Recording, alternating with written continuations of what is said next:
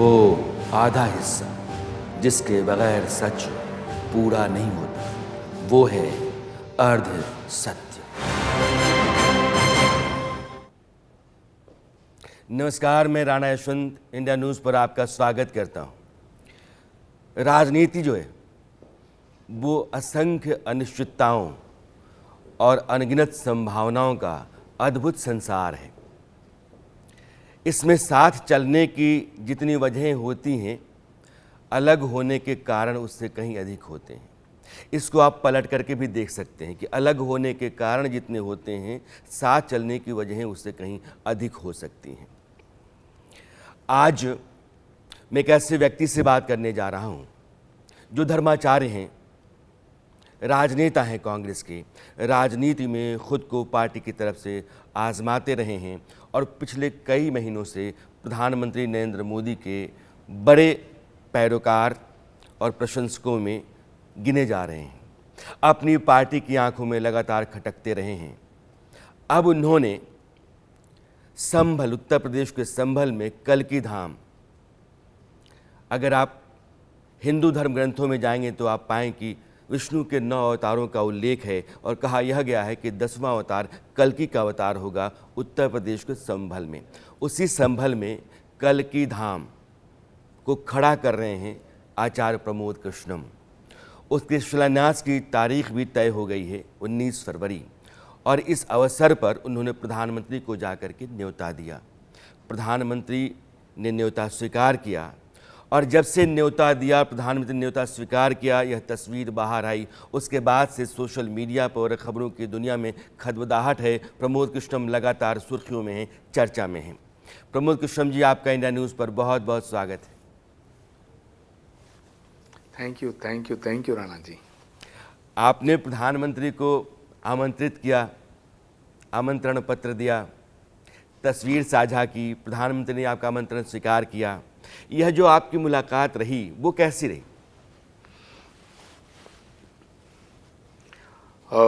देखिए, भगवान के होने वाले अवतार का धाम, यानी कि जहाँ भगवान आएगा, भगवान विष्णु के 10वें अवतार श्री कल्की अवतार, श्री कल्की भगवान का अवतार जहाँ होगा, उस स्थान को संभल के नाम से जाना जाएगा। ये पुराणों में इसका उल्लेख है। और जहाँ पर भगवान का अवतार होना है, उनके अवतार से पहले ही श्री कल्की धाम की स्थापना हो रही है। तो ये दुनिया में ये पहला ऐसा धाम है जो भगवान के अवतार से पूर्व ही स्थापित हो रहा है, क्योंकि बाकी सारे विश्व में, सारी दुनिया में जितने धाम बने, जितने धाम स्थापित हुए, वो तब बने जब भगवान आया। आने के बाद ये पहला ऐसा धाम है भगवान विष्णु के 10वें अवतार श्री कल्की नारायण भगवान का, जिसको हम निष्कलंक अवतार भी कहते हैं।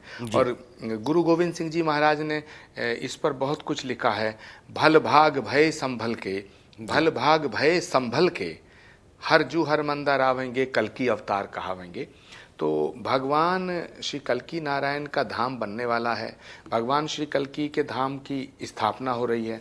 भगवान श्री कल्की धाम के मंदिर का शिलान्यास 19 फरवरी को होना सुनिश्चित हुआ।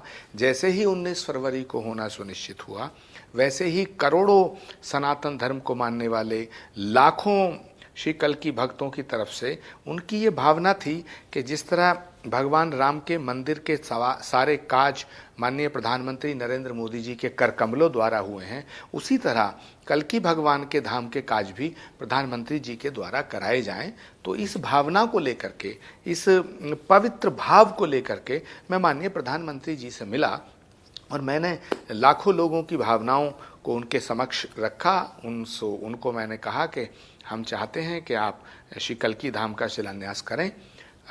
तो उन्होंने बड़े स्नेह, बड़े सम्मान, सहजता के साथ, सुगमता के साथ और बड़ी सादगी और सरलता के साथ एकदम इसको स्वीकार किया और कहा कि मैं आपका आभारी हूं कि आपने भगवान के धाम का शिलान्यास करने के लिए मुझे आमंत्रित किया है। तो हमारे निमंत्रण को स्वीकार करने के लिए सबसे पहले तो मैं भारत के यशस्वी प्रधानमंत्री आदरणीय नरेंद्र मोदी जी को साधुवाद देता हूं, उनका आभार व्यक्त करता हूं और हमेशा हम उनके आभारी रहेंगे। प्रधानमंत्री से मिलना आपका मुझे लगता है कि सहज है, उसमें कोई दिक्कत है नहीं, क्योंकि आप आध्यात्मिक गुरु भी हैं, राजनेता भी हैं। देश के शीर्ष पर प्रधानमंत्री हैं, तो इस आशय से, इस भावना से आप गए होंगे उनको आमंत्रण देने के लिए। आपने सोनिया गांधी को, राहुल गांधी को बुलाया? देखिए, पहली बात तो ये साफ कर दूं यशवंत जी कि धाम, मंदिर, तीर्थ ये किसी एक व्यक्ति के नहीं होते हैं, ना एक पार्टी के होते हैं, ना एक वर्ग के होते हैं, ना एक राज्य के होते हैं, ना एक जाति के होते हैं, ना एक समाज के होते हैं। ये सबके होते हैं। आपकी पार्टी के भीतर से मेरा ये प्रश्न नहीं है, यह प्रश्न आपकी पार्टी के अंदर कुछ नेता हैं उनकी तरफ से है, जो मैं आपके सामने रख रहा हूं। आप कांग्रेस के नेता हैं, 2 बार चुनाव लड़े हैं, आप प्रियंका गांधी के मेंटोर माने जाते हैं, जो राष्ट्रीय अध्यक्ष कांग्रेस के हैं, उनके चुनाव में आपकी भूमिका रही है, तो पार्टी के साथ लंबा संबंध रहा है। तो आपकी पार्टी के नेता कह रहे हैं कि पहले तो जाकर के पार्टी के भीतर न्योता देना चाहिए था। नहीं, क्योंकि जो कल्की धाम मंदिर है वो पार्टी का नहीं है। कल्की धाम का मंदिर आचार्य प्रमोद कृष्णम का नहीं है। कल्की धाम का मंदिर सनातन का है। कल्की धाम का मंदिर भगवान का धाम है। तो मैं देश, राष्ट्र और धर्म दोनों जुड़े हुए हैं, तो मैं भारत के प्रधानमंत्री को इनवाइट करने गया था। मेरा निमंत्रण भाजपा के नेता के रूप में नहीं है, मेरा निमंत्रण भारत के, देश के प्रधानमंत्री के रूप में उनको है। और ये मैंने किया क्योंकि हमारे तमाम कल्की भक्तों का, तमाम सनातन धर्म को मानने वाले तमाम भक्तों का ये भाव था, उनकी ये भावना थी कि कल्की धाम के शिलान्यास समारोह में भारत के यशस्वी प्रधानमंत्री को आमंत्रित किया जाए। मैंने प्रधानमंत्री कार्यालय फोन किया, मैंने कहा कि भाई हम माननीय प्रधानमंत्री जी को आमंत्रित करना आना चाहते हैं, हमें समय चाहिए। तो 2 दिन में उनका समय मिल गया। और मैं सभी राजनीतिक नेताओं को ये आग्रह करना चाहता हूँ कि वो सभी कल्की धाम पधारें।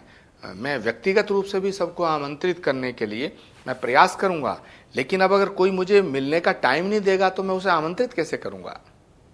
तो आपकी पार्टी के नेता आपको मिलने का समय नहीं दे पा रहे? नहीं, पिछले 1 वर्ष से मैंने राहुल जी के यहाँ कई बार मैंने फोन किया, मुझे समय नहीं मिला है। वो अधिक व्यस्त रहे होंगे, अभी भी बाहर यात्रा पे हैं, व्यस्त रहते हैं, पर मैं उन्हें फिर भी आग्रह करूंगा कि वो आएं। आचार्य जी, आपके लिए तो संकेत बहुत साफ है। भगवान श्री कल्की के धाम का मैं कह रहा हूं कि आपके लिए संकेत तो बहुत साफ है। देश के प्रधानमंत्री अनवरत काम करते रहते हैं, व्यस्त रहते हैं, समय का संकट रहता है उनके साथ, और 2 दिनों के भीतर आपको उन्होंने मिलने के लिए बुला दिया। जो तस्वीर आप दोनों की है वो आत्मीयता का बोध कराती है। और फिर आपका निमंत्रण देना और उनका निमंत्रण स्वीकार करके आने के लिए भी कह देना, जो ट्वीट है प्रधानमंत्री का, वह भी इस बात की गवाही देता है। तो इसमें आपको अब कुछ दिखता तो होगा। देखिए यशवंत जी, मेरा कर्तव्य मैं निभा रहा हूँ, मैं अपने कर्तव्य का निर्वहन कर रहा हूँ और बड़ी पवित्र भावना के साथ कर रहा हूँ। मैं सबको आमंत्रित करना चाहता हूं और मैं सबको आमंत्रित कर रहा हूं, लेकिन व्यक्तिगत रूप से निमंत्रण देने के लिए मुलाकात आवश्यक है। मुलाकात के लिए एक तिथि निश्चित होनी चाहिए। मेरी पार्टी के जो वरिष्ठ नेता हैं, मैंने उनको कई बार आग्रह किया है मिलने के लिए, लेकिन जब से मैं राम मंदिर की प्राण प्रतिष्ठा समारोह से लौटा हूं, उसके बाद से मुझे टाइम नहीं दिया जा रहा है। अब इसको मैं ये भी मान सकता हूं कि वो अत्यंत व्यस्त होंगे, और ये भी मान सकता हूं कि वो उन्हें कोई मिलने में दिक्कत है, लेकिन ये फैसला तो उनका एतराज आपकी कई बातों को लेकर के है। वे कहते हैं कि संसद की बिल्डिंग बनती है तो आचार्य प्रमोद कृष्णम पार्टी से अलग लाइन लेकर कहते हैं कि भारत के प्रधानमंत्री को उसका उद्घाटन करना चाहिए। जब 3 राज्यों में कांग्रेस औंधे मुंह गिर जाती है तो प्रमोद कृष्णम कहते हैं कि सनातन के विरोध का नतीजा है। जब अयोध्या मंदिर का निमंत्रण आता है, पार्टी अस्वीकार करती है तो प्रमोद कृष्णम पार्टी के खिलाफ खड़ा हो जाते हैं। तो वो बार बार कहते हैं कि प्रमोद कृष्णम ने अपनी राह अलग कर ली है। देखिए यशवंत जी, पार्टी बड़ी है या देश, पहली बात तो ये फैसला करना पड़ेगा। यदि पार्टी के कुछ नेता गलत फैसला कर देंगे तो उनको मानना जरूरी नहीं है। अपनी राय व्यक्त करना पार्टी के भीतर ये इनर डेमोक्रेसी का सवाल है। और नेहरू गांधी की पार्टी है, ये इंदिरा गांधी की पार्टी है। यहाँ इंदिरा जी के खिलाफ भी लोग बोलते थे और वो पार्टी में रहे, राजीव जी के खिलाफ बोलते थे, वो भी पार्टी में रहे। हमारी ही पार्टी में 23 लोगों ने चिट्ठी लिखी राहुल गांधी जी के खिलाफ, सोनिया जी के खिलाफ, जिसको ग्रुप 23 बताया गया, वो भी सब पार्टी में हैं, बड़े बड़े अहदों पे हैं। शरद पवार जी ने सोनिया गांधी जी के विदेशी मूल का प्रश्न उठाया, आज हम उनसे अलायंस कर रहे हैं। शिवसेना ने बाबरी मस्जिद को शहीद किया, बाबरी मस्जिद को ढाया और उन्होंने कहा कि बाबरी मस्जिद को ढाना हमारा फ़ख्र है, हमारा गौरव है, हम उनसे समझौता कर रहे हैं। तो आचार्य प्रमोद कृष्णम को अपनी बात कहने की आज़ादी नहीं है, बाकी सबको आज़ादी है। दूसरा सवाल ये होता है कि मैं राम और राष्ट्र पर कोई समझौता नहीं कर सकता हूँ, और अगर मेरी राय पार्टी की राय से कहीं कहीं अलग है तो इसका मतलब ये नहीं ना कि मुझसे आप नहीं मिलेंगे, या मैं आपसे मिल नहीं सकता हूँ, या आप मेरा सर फोड़ देंगे, या आप मुझे गठरी में बांध के समंदर में फेंक देंगे। इसका क्या मतलब है? राजनीति संवाद का, समन्वय का और संपर्क का ही तो नाम है। संवाद, संपर्क और समन्वय, इसी का तो नाम है। 3 बातें आपके सामने रखता हूं। कई लोगों के विरोध का आपने उल्लेख किया और आपने कहा कि उन्होंने विरोध किया तब भी वो पार्टी में है। आचार्य प्रमोद कृष्णम अपने विरोध के लिए कई अवसर चुनते हैं, उनमें से सब लोगों ने एक एक अवसर चुना होगा, आचार्य प्रमोद कृष्णम कई अवसर चुनते हैं। अब आचार्य प्रमोद कृष्णम कहते हैं कि राम और राष्ट्र, इन दोनों पर मैं समझौता नहीं कर सकता। आपको फिर बीजेपी से क्या गुरेज है? यह तो पूरा चरित्र, पूरा संस्कार बीजेपी का है, तो बीजेपी के साथ जाने में अब क्या दिक्कत है? नहीं, भारतीय जनता पार्टी इस देश की बहुत बड़ी और ताकतवर पार्टी है, सत्ताधारी पार्टी है, बिल्कुल कोई गुरेज नहीं है। भारतीय जनता पार्टी जिस दिन चाहेगी और मुझे आमंत्रित करेगी, मैं उस पर विचार करूंगा, या मैं भारतीय जनता पार्टी में जाने के लिए अनुरोध करूंगा तो बीजेपी उस पर विचार करेगी। भारतीय जनता पार्टी ने मुझे कोई ऑफर दिया नहीं है, मैंने बीजेपी में जाने का कोई एप्लीकेशन नहीं दिया है, तो ये बात ही कहाँ से पैदा होती है? सवाल कहाँ से पैदा होता है? क्या राम मंदिर की प्राण प्रतिष्ठा समारोह में जाना ये कांग्रेस पार्टी की नीतियों के खिलाफ है? क्या भारत के प्रधानमंत्री को श्री कल्की धाम के शिलान्यास का निमंत्रण देना ये कांग्रेस की पार्टी के खिलाफ है? क्या ये मेरा गुनाह है? अगर भारत की संसद बनती है, उसका उद्घाटन भारत का प्रधानमंत्री करता है, और मैं ये कहता हूं कि इस भारत की संसद, नई संसद के उद्घाटन समारोह का बहिष्कार मत करो, क्योंकि ये संसद भारत की है, ये संसद भाजपा की नहीं है। और अगर भारत की संसद का उद्घाटन भारत का प्रधानमंत्री नहीं करेगा तो क्या पाकिस्तान का प्रधानमंत्री करेगा? अगर मैं ये कहता हूं तो क्या ये मेरा गुनाह है? और अगर ये मेरा गुनाह है, भारत के प्रधानमंत्री से मिलना मेरा गुनाह है, राम मंदिर के समारोह में जाना मेरा गुनाह है, राम की बात करना, राष्ट्र की बात करना अगर ये मेरा गुनाह है, तो माफ़ करना यशवंत जी, मैं इस गुनाह के लिए कुछ भी सजा भुगतने के लिए तैयार हूं, लेकिन मैं राम और राष्ट्र पर समझौता नहीं कर सकता। आपका भाषण जो है, अगर सारे कांग्रेसी नेताओं को बिठा करके आप अपनी तरफ से यही दलील, यही तर्क देना शुरू कर दें और इसी तेवर धार के साथ आप बोलते रहें, तो हो सकता है कि आपको जवाब ना मिले मौखिक तौर पर, लेकिन जो आखिर में आपने कहा कि मेरा गुनाह है तो मैं गुनाह करूंगा, तो पार्टी अपना रास्ता अख्तियार कर सकती है आपके लिए। कई दफ़ा मैं सुनता हूं, चूँकि संपर्क मेरे हैं, कि आपके लिए रास्ता तैयार कर दिया गया है, अब निर्णय हो जाएगा, तब निर्णय हो जाएगा। नहीं होता है। आपको भी थोड़ा चंभा तो होता होगा। नहीं, देखिए, कोई भी पॉलिटिकल पार्टी अपने उसूलों से चलती है, सिद्धांतों से चलती है, और पार्टी को चलाने के लिए कुछ लोगों पर जिम्मेदारी दी जाती है। लेकिन ये कांग्रेस की विडंबना है कि पार्टी को चलाने की जिम्मेदारी जिन कंधों पर है, मुझे लगता है उनमें ज़्यादातर लोग जो हैं वो ना भारत को समझते हैं, ना भारत की संस्कृति को समझते हैं, न भारत की सभ्यता को समझते हैं, न भारत के त्याग, तपस्या, बलिदान को समझते हैं, और ना ही सनातन को समझते हैं। अगर वो सनातन को समझते तो भगवान श्री राम के मंदिर के प्राण प्रतिष्ठा के समारोह के निमंत्रण को अस्वीकार न करते। जिन्होंने ये निमंत्रण अस्वीकार किया है, ये कांग्रेस के हितैषी नहीं हो सकते हैं। मैं तो कांग्रेस पार्टी का हितैषी हूँ, इसलिए कह रहा हूँ कि भारत के अंदर अगर आप राजनीति करना चाहते हैं, जनमानस को ठेस पहुंचा के भारत की राजनीति संभव नहीं है। राम भारत की आस्था के केंद्र हैं। राम से भारत अलग नहीं किया जा सकता है, और भारत से राम अलग नहीं किए जा सकते हैं। जो राम का नहीं है वो भारत का नहीं हो सकता है। कांग्रेस के नेता कहते हैं कि राम के मंदिर, प्रमोद कृष्णम के कितने हमले हम झेलें, राहुल गांधी की इतनी मुश्किल पसीने खून पसीने की यात्रा, आप कहते हैं कि ये टूरिज्म है। अयोध्या पर कोई फैसला पार्टी का है, आप खुद चले जाते हैं। संसद बिल्डिंग को लेकर पार्टी का एक निर्णय है, आपको चले जाते हैं। उनको लगता है कि हर मौके पर प्रमोद कृष्णम नश्तर घुसेड़ देते हैं, तो वो कितनी देर तक आप से परेशान रहे, चीखते चिल्लाते रहे? नहीं, सवाल परेशान रहने का नहीं है। सवाल ये है कि सही क्या है, गलत क्या है, पार्टी के हित में क्या है। पार्टी के कुछ नेताओं की इच्छा अनुसार मैं बोलूं, ये पार्टी का भला हो सकता है इसमें, उसी से तो पार्टी का बेड़ा गर्क हो रहा है। पार्टी के हित में क्या है, इस पर बात करनी चाहिए। मैं पार्टी के हित की बात कर रहा हूं। राम के मंदिर के निमंत्रण को मत ठुकराओ, मैंने ये कहा। ये पार्टी के हित में था या पार्टी के विरोध में था? मैंने कहा आप भारत की संसद का बायकॉट मत करो। ये पार्टी के हित में था या पार्टी के विरोध में था? तो ये आपकी पार्टी के सवाल मैंने कहा सनातन को मिटाने की घोषणा करने वालों का समर्थन मत करो। जो रामचरितमानस के पन्ने फाड़ने की बात करते हैं, इनका साथ मत दो। जो रामायण का विरोध करते हैं, इनका साथ मत दो। हिंदू धर्म को मिटाने वालों का साथ मत दो, क्योंकि भारत भावनाओं का देश है यशवंत जी।